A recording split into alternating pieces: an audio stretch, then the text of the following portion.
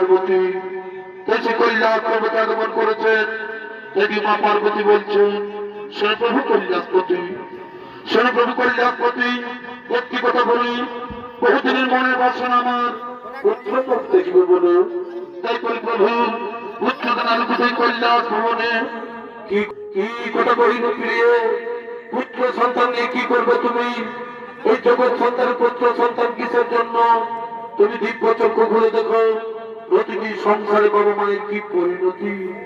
মৃত্যু করে বাবা মায়ের পায়ে ফোটা জল, কেবলমাত্র মায়া কান্না ফেলে করে পিণ্ডদান। তাহলে করে ভেবে দেখো না, তাহলে করে ভেবে দেখো না, যদি না থাকে পুত্র সন্তান তবে কে নিয়ে যাবে ভাবো পারে? কি করবে আপনার শান্তির পিণ্ডদান? শোনো পার্বতী, যোগী সন্ন্যাসী আমরা, আমাদের ঘর বাড়ি সংসার বলতে কিছুই নেই। এই সন্ন্যাসীর পুত্র সন্তান সবাই পায় না। যারা সংসারী জীবকে নির্বাহ করে তাদেরই প্রয়োজন পুত্র সন্তানের।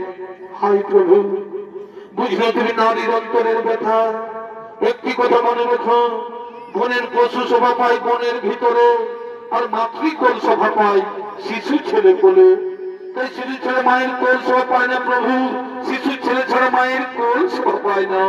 শোনো পার্বতী, তুমি থাকো কৈলাস করে, এক ভক্ত আমায় করছে স্মরণ, এক ভক্ত আমায় করছে স্মরণ, তার মনের বাসনা আমার কর্তব্য পূরণ।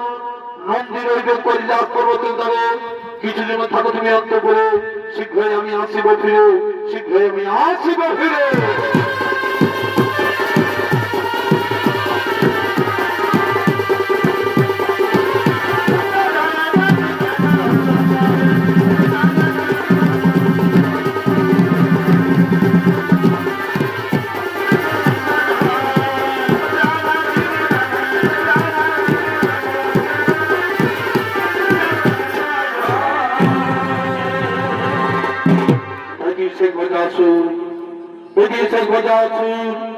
শিব আরাধনা করার জন্য তিনি আগমন করতে চলেছে।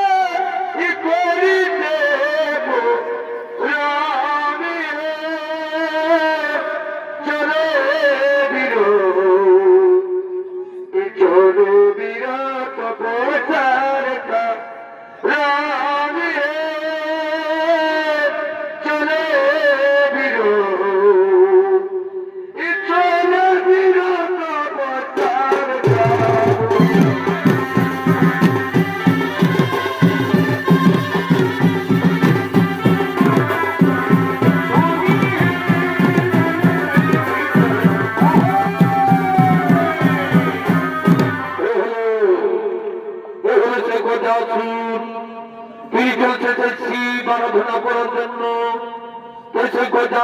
ভূমিকা নিত্য করে হচ্ছেন স্বর্গীয়